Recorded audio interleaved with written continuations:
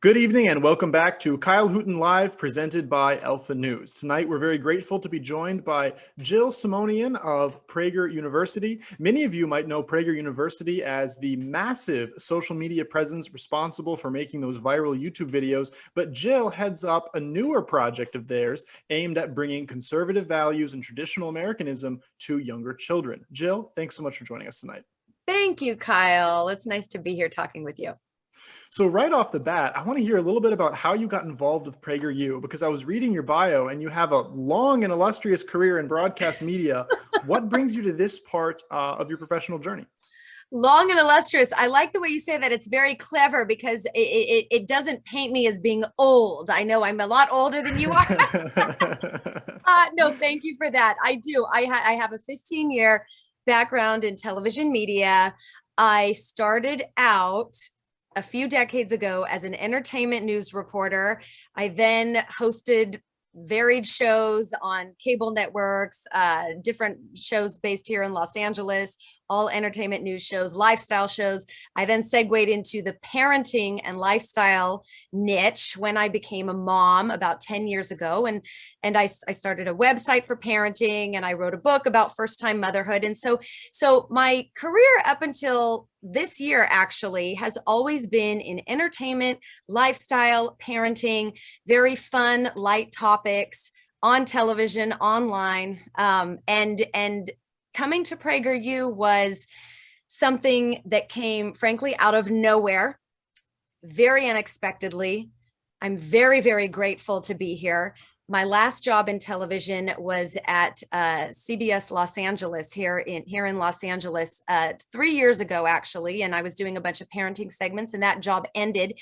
And after that, I didn't really get another media job because I started to see that mainstream media was, in fact, headed in a very politicized direction, even though I was primarily contributing to parenting and lifestyle stories. I did notice that it was everything was turning political, and it just didn't sit well with me. And so I took a step back, and out of nowhere last year, I became a little bit more vocal about my American values and my views on social media. And I got an unexpected note via Facebook, by the way, from our CEO, Marissa Straight here at PragerU. And we talked about doing a 5-minute video for PragerU about what's happening in our school system. And one small project led to another. And they essentially launched this new PragerU resources for educators and parents group. And I came on in January, and I am not shy about saying that the job was dropped from above.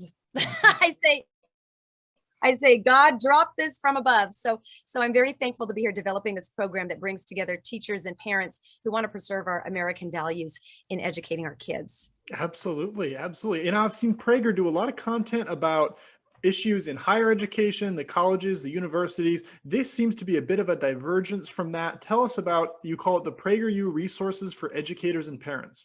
Yes. And we call it PrEP because that's a lot easier to say, right? Yeah, less of a mouthful. And it's sort of a double entendre now that I say it out loud to you for the first time. So it's PrEP, PragerU resources for educators and parents, but we're also preparing our children to continue to celebrate what makes this country the best place in the world to live, because they're not getting it in schools right now.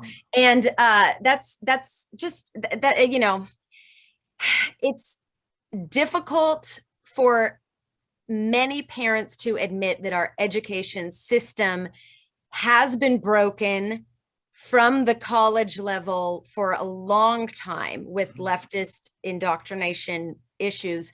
And now we see it trickling down to the elementary schools. So it's difficult to watch and experience as a parent myself. Absolutely. What sort of resources does PrEP provide for the parents and the teachers? I've never seen that angle where you address the teachers as well. That's unique. Yeah, well, that's the thing. We want to be very clear that we know that there are excellent teachers still in our schools trying to fight. I mean, just, the past several weeks, we have seen viral videos on social media with teachers standing in front of school boards, pouring their hearts out, saying, we do not approve. Please do not require us to teach things like critical race theory or gender fluidity. These things do not belong in our schools. We are teachers here wanting to educate kids. You're losing us. So, and we have teachers like that read Alpha News and that watch this show. They reach out to us. Yes. We know that they're there. Absolutely. Yeah. But it's hard because cancel culture, if any of us speak up, parent, teacher, otherwise, we are immediately villainized and ostracized. And for many teachers that, they've lost their job. But anyhow, getting back to our videos, what we're doing for years, people have been asking PragerU, when are you going to start creating content for kids? So this was the right time to do it. And we have started with, I believe now, if you go to our website, you can find out more about PrEP at prageru.com/PrEP, PREP. And you can follow the guidance through the website, and it will take you to our web page that lists all of our videos by age category, kindergarten through second, third through fifth, sixth grade and up. And they're fun, entertaining videos which simultaneously educate kids. I'll start with one of our series for our youngest learners, for our kindergartners. We do a story time series called Otto's Tales. Anyone who knows Dennis Prager's dog Otto, right? The bulldog Otto, who's sitting next to him in the fireside chats. Otto is famous. Well, we've taken Otto, and Otto is now a costumed puppy dog character who sits next to me as I read different stories that highlight hard work, integrity, equality under God, personal responsibility, individual freedom. We're reading these stories in a fun story time setting because these stories, in many cases across the country in schools, these types of stories are not being read to our kids anymore. And it's sad. So what we're doing is, I like to use the word inoculate. Sometimes we're trying to inoculate our children to appreciate American values, to not be ashamed to live in America. America has its faults in our history and past, and we acknowledge that, but we also acknowledge that America is still the most sought after country to live in because of our freedoms, because of what we were founded upon. So we're creating videos that are fun and engaging. And we also have a couple of digital magazines that are in development and posted now, highlighting historical heroes that are overlooked at schools, people like Amy Coney Barrett, Abigail Adams, Margaret Thatcher. So those are all the new resources on our website. And it was the right time to do it here at PragerU because of the current educational climate we're in, right? Absolutely. I think it was Andrew Breitbart that said all politics is downstream from culture, or something to that effect, meaning that these entertainment vehicles have a real impact on the way people think, and that has a real impact on the way they vote, which, being in a democracy, determines our government. So if I'm understanding you correctly, it seems like you're taking a little bit of a soft-handed approach with younger children, simply giving them entertainment content, storybooks that present the right values, as opposed to the values that the left and these progressives would like them to adopt. Yeah, well, what we're doing is, we're nonprofit. It's never our intention to politicize anything, quite frankly. We want to present diversity of educated opinion, so that we can teach our kids how to think. And the thing that unifies us all, no matter where we come from. I mean, I'm Armenian American, I'm fourth generation. My great grandparents came to America to escape the Armenian genocide. They were seeking spiritual freedom, religious freedom, freedom to work hard, freedom to build a life. That America was their savior, I mean, saved our lives, my family's life. But, no matter where we come from, or we are united by the same values here in this country, and we want to unify. And in many cases in schools now, a lot of these curriculums are laced with, I mean, that sounds dramatic if I say, I don't want to be an alarmist, but the curriculums that are approved for schools are laced with politicized, biased narratives. And why are we doing that to children? These are 5-year-olds, 6-year-olds, 7-year-olds. They should be learning reading, writing, math, what unites us, as opposed to what color our skin is and why you're different and why you're a victim and why you might be an oppressor. That doesn't belong in our schools. Absolutely. Some of our viewers might have seen that video that broke, I think, yesterday and really went viral today, of a teacher accosting a Mexican-American police officer. The police officer comes up to the window and the teacher starts saying, you're a murderer, you're a murderer, you're a white supremacist, and just yells some really vile things at her. And that's generated a little bit of online discussion about, this is who's teaching children. This is a teacher in the classroom that has command of 40 young minds every single day with no counter narrative. It's really astonishing. Yeah. And we were, some of us were talking about that video today, in fact, at the office. And it was just, I mean, the word disturbing doesn't begin to describe it. Yeah. It would be funny if it were parody. She's she's beyond parody. It's not parody. And that's something. And, like I said, I am very new to this world, so to speak. I mean, every job I had previously was all light and happy and fluffy, and it was entertaining, it was fun. We were talking about lighthearted things. Then the things that I am now learning as a parent, personally in my kids' school and through different research and various things I'm learning here at PragerU, specifically from our educators and parents that are in our PrEP membership group, in our private discussion forum that we host, the things I'm learning that are happening in real life, just like that video you mentioned, calling the police officer a murderer. That was not a made up thing. That was not parody. That was not someone poking fun or expressing hyperbole. That was happening in real life, in real time. And the stories that some of us are seeing from our PrEP members that have happened in real time in kids' classrooms, this is serious. This is serious. And it's easy to discount it saying, that doesn't happen at my school. I know my kids' teachers. Yes, many of our teachers are wonderful. Many of our schools are wonderful, but the curriculum now from the top down is laced with these narratives, and we just have to keep our eyes open and be aware.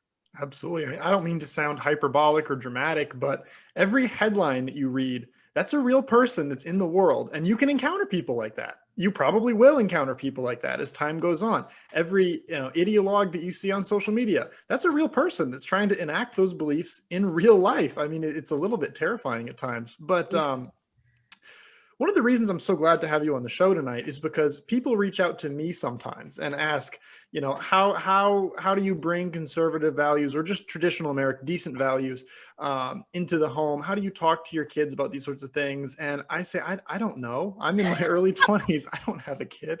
But how do you recommend that parents begin approaching that topic and counter that narrative? Because these kids, they spend time on their phones, they're on social media. We know how bad it is out there.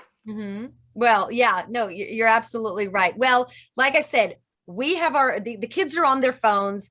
The parents many times with the little ones, if we're trying to cook dinner, if we're trying to do something and we just need like 15 minutes for them to be occupied. A lot of parents are guilty of saying, okay, just watch this video for 15 minutes while I make the spaghetti sauce. And then so we have the videos to use when they are on their iPads and phones, however you do that. But I think more importantly, personally speaking, we cannot be afraid to bring these things up with our kids. I know that, I mean, my children now are, I call them mid-aged children. They're like, 9 and 10, they're middle-aged children, right? One being the baby and then 20 being, adult children. But I have middle-aged children, and I hesitated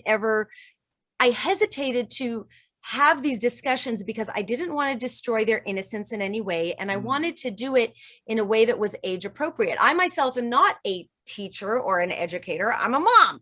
And so there's always that fear of, oh, okay, you don't want to mess up or introduce something that it's age inappropriate to hear.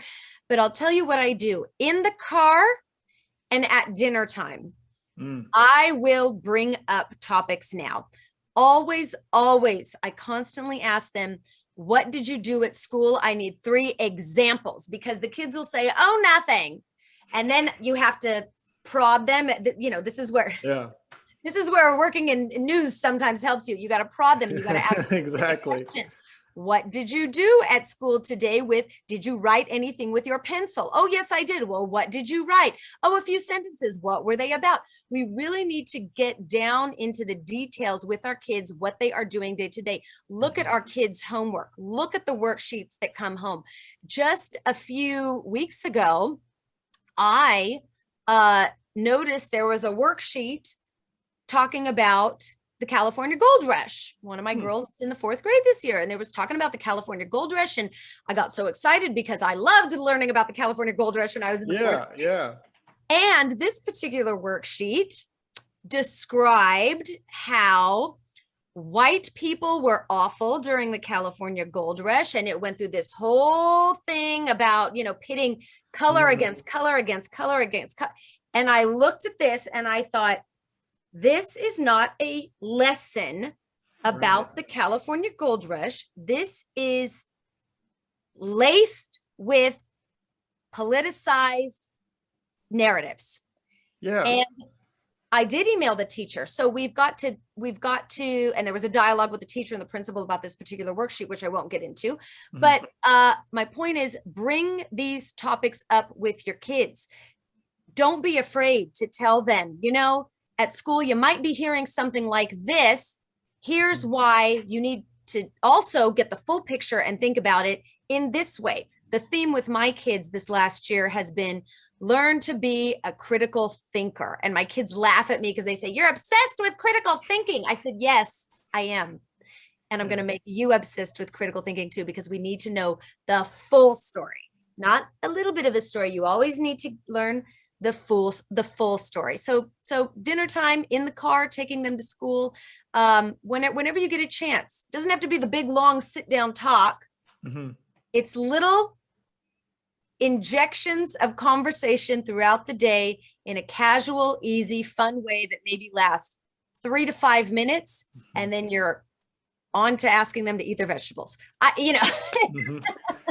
Yeah, I like that approach, because really critical thinking will lead children, or really anybody, to the right conclusions in 90% of cases. You don't need to have some long dramatic lecture. One thing I just noticed is that our Facebook stream finally succeeded in launching. So welcome to our live viewers.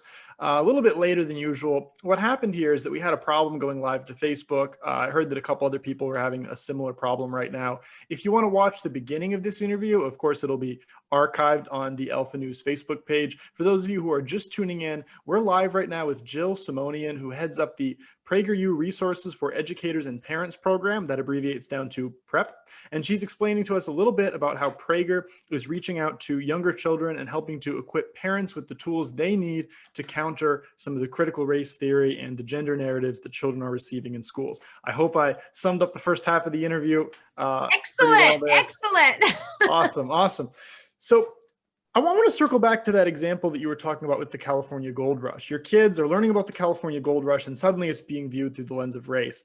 A lot of people don't understand, of course you do, but maybe not all of our viewers understand what the critical means in critical race theory. There's this whole branch of different critical theories that ask you to critically apply a certain lens to everything you see. And I've studied these. I learned about critical feminist theory, where everything is examined through the gender lens. And then critical race theory is simply a theory where everything, literally everything, is examined through the lens of race. In your experience as a parent and in running this PrEP program, how prevalent is critical race theory? How many world events are children learning about exclusively through a racial lens? Well, at the risk of sounding like an alarmist who's obsessed about all of this, most everything, math, right? Wow. Based on fact, correct answers, precision, math is being taught through critical race theory, because in many school districts, and I'm based here in California, so I'll just speak to many issues that are happening here in California. You're at the epicenter of it, really. Epicenter, you got it. Epicenter Yeah. Central, right? Yeah, the California school districts now, some of them have started to overhaul their math programs in their districts. And mind you, this isn't only in public schools. These are also, this issue is also happening in the most elite private schools as well. They're overhauling their math programs. They are removing accelerated math courses that were perhaps previously offered, advanced placement courses, in math, history, and, a variety of subjects, science, everything, because they say that, and let me get this straight, because I have to go through it in my mind to make sure it comes out in the way that it has been written. But the pressure, this is a quote, the pressure to find a correct answer is rooted in fear, which is rooted in racism. Fear of what? I don't know. Kyle, I've been trying to figure this out. I tell you, I'm not an educator. For the people who are just tuning in, I'm not an educator. I'm a regular parent. I myself am learning about this along with our prep members. And I'm learning about all of this, and I'm really trying to reconcile the logic, because I frankly, I believe in a set of values, but I am always interested to hear the arguments, and I'm interested to hear the spectrum of point of views. And I am interested in diversity of thought, because who's to say that I'm not wrong about something? Who's to say that any of us aren't wrong? But when I hear the diversity of thought, I can't reconcile it because it doesn't make sense. But to go back to what you said, critical race theory is prevalent in pretty much every single subject. Climate change. You look at our much of our scientific curriculum now that the kids are learning about the life cycle of the earth, the climate, the weather, how organisms biologically reproduce. All of these things are being taught through a lens of fear and climate change and immediate extinction. And, people of color are compromised more by climate change than people are not. And everything is taught with a viewpoint about race, and it's divisive, and it's not mentally healthy for our kids. It's not. One thing I've sort of observed is that children don't have a large natural perspective. Children see their chicken nuggets at lunchtime, what their parents tell them and what their teachers tell them. They don't go out into the world to ever see a conflicting viewpoint. They only accept what they're being told. So if you're telling them that we're all going to be dead in 12 years because of climate change, if you're telling them that, your friend, your African-American friend, your Mexican-American friend, they're going to get murdered by the police, they'll just take that at face value. And that has to be so destructive. Can you speak a little bit to the mental, psychological impacts this might have on children? It is destructive. And I'll tell you something that I've personally discovered as well. And it's something that often comes up in our prep discussion forum that we have for members. I'll back it up a little bit. DEI, diversity, equity, and inclusion, is the new catchphrase for the implementation of critical race theory. I hadn't heard that before. DEI. DEI, diversity, equity, and inclusion.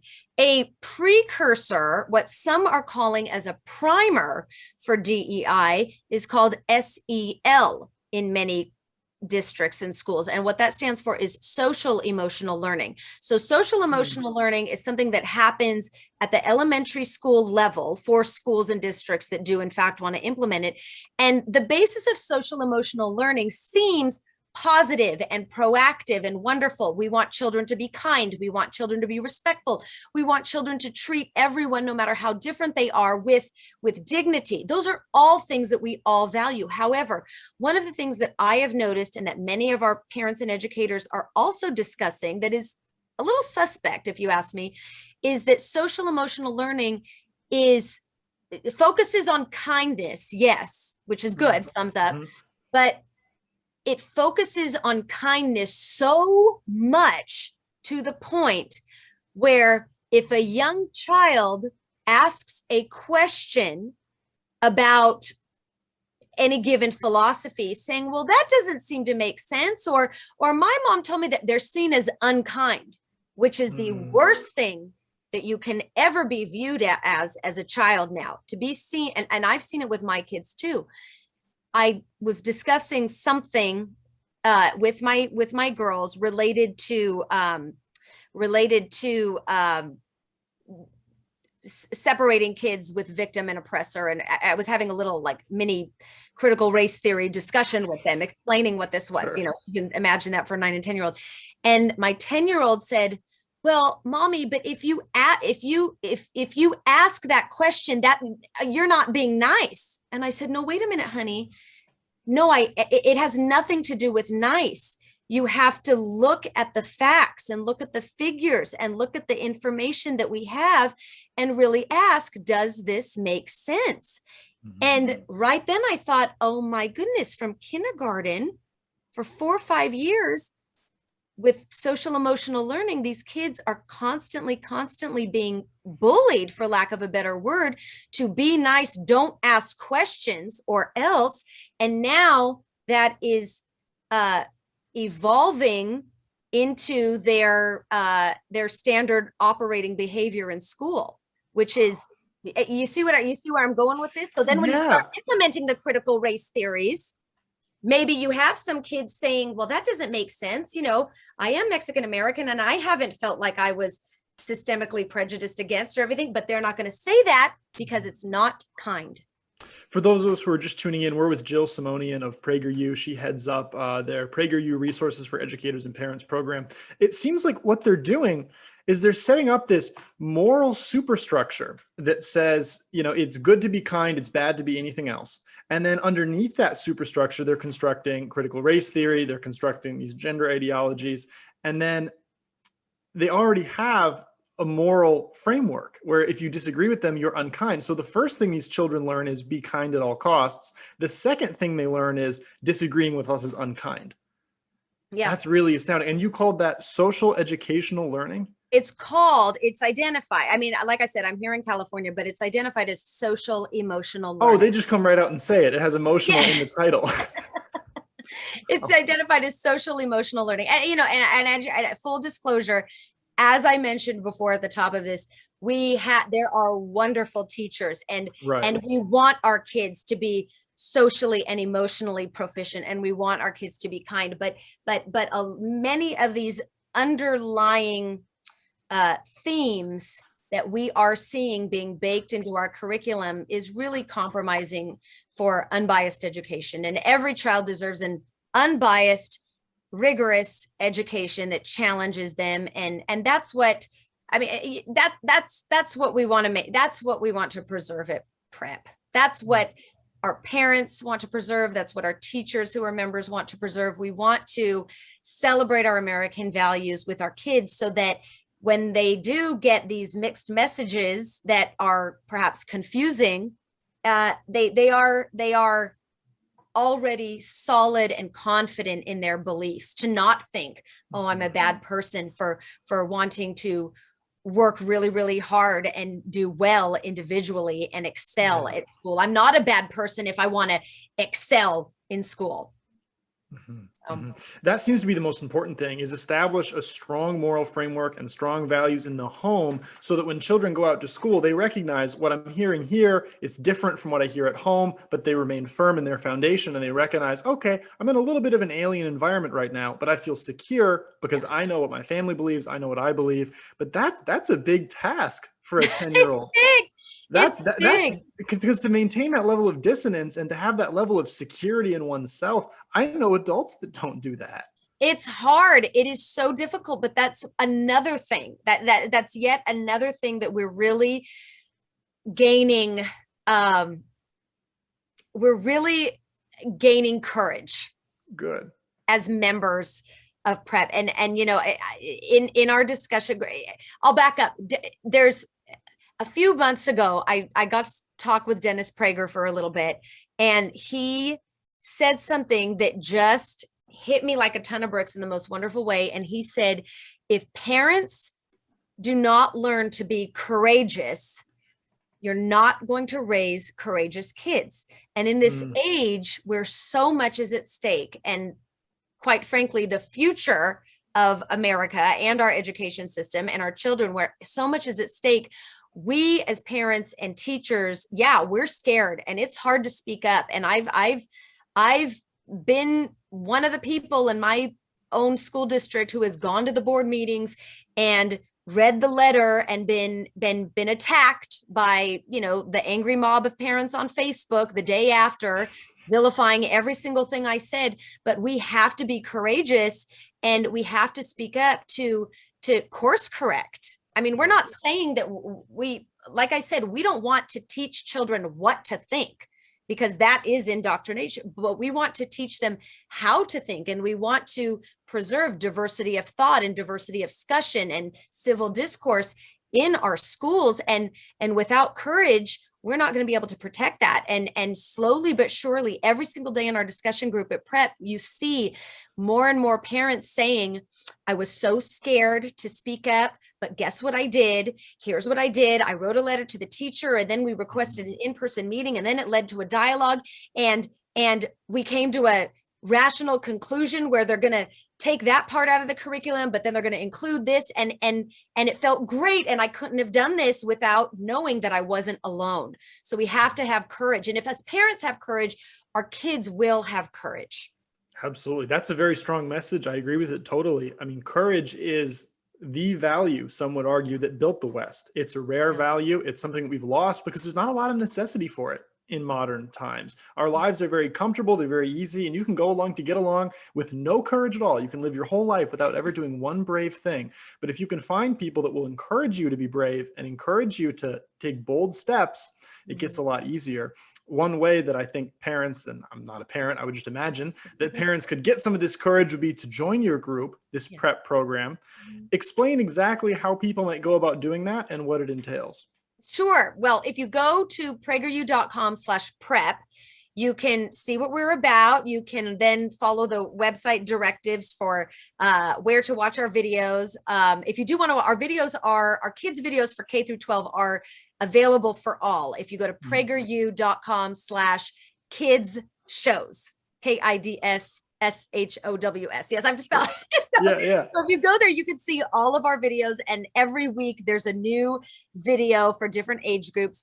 But on the Prep website, if anyone who donates $25 a year to PragerU is then invited to become a Prep member should they choose. And what Prep membership is access to a private discussion forum between parents and teachers and educators that that want to firmly celebrate our American values, hard work, equality under God, all those things. And then you also gain access to our live virtual Zoom events that we do 1 to 2 times a month with, interviews with different thought leaders, with authors. From time to time, we'll do family activities. I'll give a little spoiler for Independence Day coming up in a few months. We're going to do a whole 4th of July celebration with symbolism about our American values and our symbols, and what they mean and how our country was founded, and do a Zoom party for parents and kids. End of this month in May, we're doing a live book reading of just a gorgeous book called 21 Steps about the guards for the Tomb of the Unknown Soldier. And we're doing a Q&A with the author, and are going to also have a tomb guard with us to discuss duty and service and how much we value and appreciate our military. So you have access to live events as well as the videos that you can access at any time. Yeah, well, those events sound great. I mean, we all know that 4th of July is going to draw out a new type of ire for these people. It's going to be a controversial one this year. It sounds like you've got some wonderful events lined up. What does this entail when you say there's these discussion groups? There's people coming together and discussing the problems they're facing. That seems like a very valuable tool. How many members do you have in these groups? Right. So Prep membership right now is hovering around 12,000 members, which That's is great. Really good. Because we just, it's really been only a few months since this program launched. And our discussion forum right now is on Facebook. So we have, my goodness, and I just looked at the number this morning too. We have, I think, around 2,300 people in the Facebook discussion forum. I will say, let's see if Facebook's listening or not. We will be moving the discussion to the discussion forum for prep members to an app roughly summertime. So we will be moving to our own private app in summertime. But for now, it is on Facebook, and there's upwards of, like I said, it's around 2,200, 2,300 discussion members in this group. And the day to day, I'm just going through what I remember seeing today. The day to day is maybe a parent will post something that came up in their child's online Zoom school with screenshots saying, this was part of my child's history lesson. I was uncomfortable with this. What do you suggest I do? People will then weigh in. There was another parent, there've been several parents actually who have shared letter templates, letters that they have written to address critical race theory or DEI practices or gender fluidity lessons in their schools and school districts. They've shared letters that they've written to administrators saying, in case you don't know what to say, here's my letter. Feel free to take it and use it as a template, sharing things like that.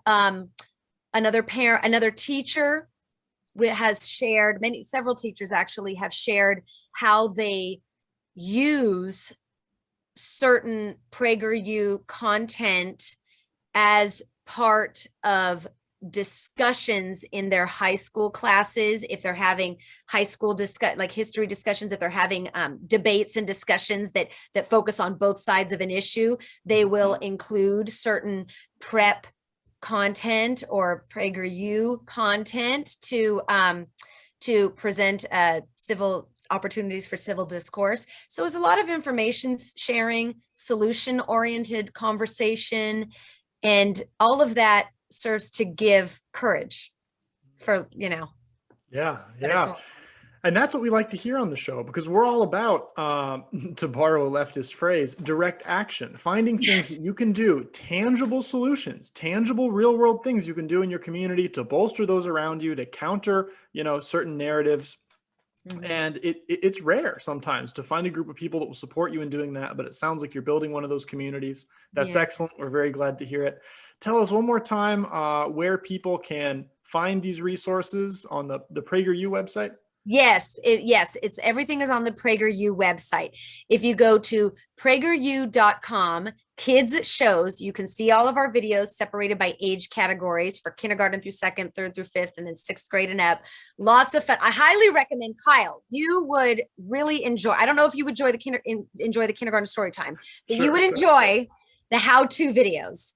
For our middle school and up, how to fold an American flag, how to have a real conversation with real people, fun videos that build character with humor. You're going to enjoy those a lot. But then to become a member and to get information about membership and what prep is about, a bird's eye view, it's PragerU.com/prep. And that page will guide you to all the different offerings that we have right now. Absolutely. Before we wrap it up, I just want to get your long-term prediction. Where do you think this is headed? Because it seems like people are becoming more and more aware of these issues facing the younger generations. Are you optimistic? What's your take? If you would have asked me this question a few months ago, I would have been doom and gloom. And I would have said, it's lost, it's gone forever. And we are in I'll just say emergency mode situation right now, because if we don't act now, and if we don't start being courageous and being brave and speaking up and taking action, we will lose it forever. But I am hopeful. Now I am hopeful, seeing the dialogue that's happening in our group, seeing more people rise above and communicate past the extreme infiltrations that are happening in our school. I'm hopeful. It's parents, it's teachers. More and more people are speaking up. The past week, we've even seen headlines about Oklahoma banning critical race theory in school, Idaho banning schools from forcing children to adopt critical race theory as fact. We've seen those headlines. So, there's movement in Texas, there's a, movement in Florida, all these things. So I am hopeful that the pendulum will swing back to being balanced, because that's all we want. We want to course correct the extreme direction that the school system is headed in. We want to keep everyone accountable for teaching our kids and educating them about math, reading, science, social studies without politicizing them and activating them at the ages of 5, 6, 7, 8, 9, 10 years old.